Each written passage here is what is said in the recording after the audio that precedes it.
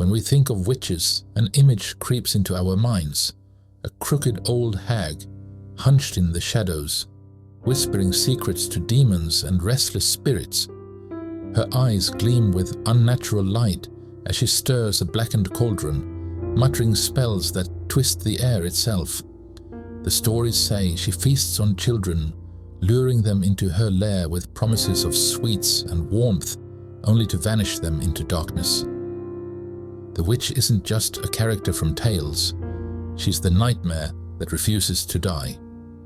But hundreds of years ago, ordinary women were condemned as witches, a lasting reminder of fear, power, and the cost of hysteria. In the winter of 1692, in the small Puritan village of Salem, Massachusetts, a wave of hysteria swept through the community. Within just over a year, more than 200 people were accused of practicing witchcraft, 19 were hanged, and one man was pressed to death under heavy stones. The Salem Witch Trials remain one of the darkest chapters in American history, a story of fear, superstition, and the dangers of mass panic.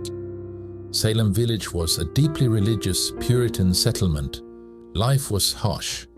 Bitter winters, failed harvests, and constant fear of attacks from neighboring native tribes.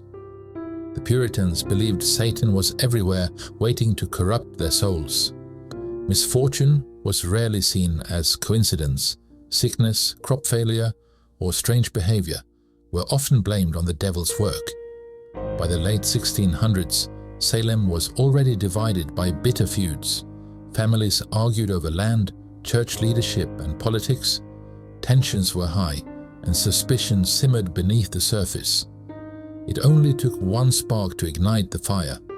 That spark came in January 1692, when Reverend Samuel Parris's young daughter, Betty, and his niece Abigail Williams began to act strangely.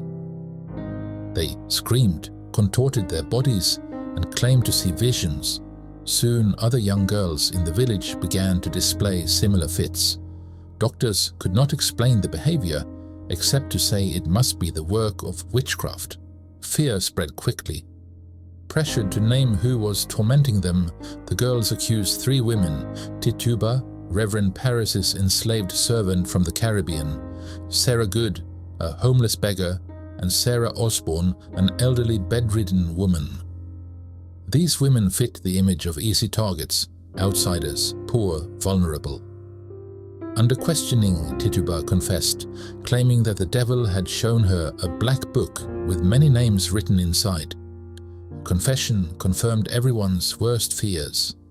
Witches were hiding among them. Once the first accusations were made, hysteria snowballed.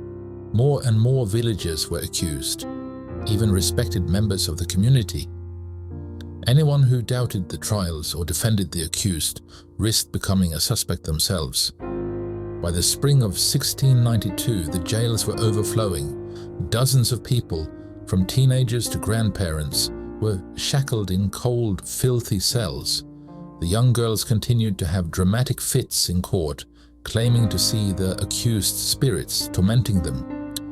Their word was treated as evidence. The newly established court of Oyer and Termina, led by Judge Samuel Sewall and others, quickly sentenced people to death. The first execution took place in June, when Bridget Bishop, a tavern owner, was hanged on Gallows Hill.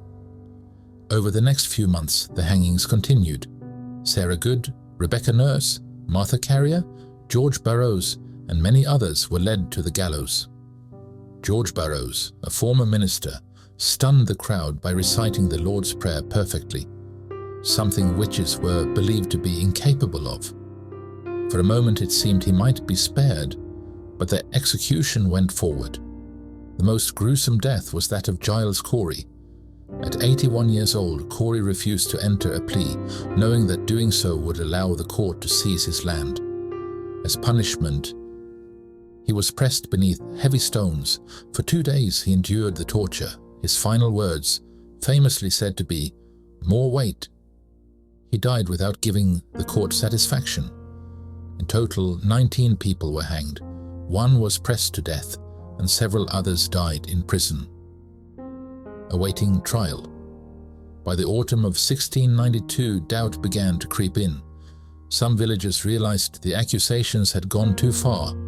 Even the wife of Massachusetts' governor, William Phips, was accused of witchcraft. That was the breaking point. Governor Phips stepped in and dissolved the court of Oyer and Terminer.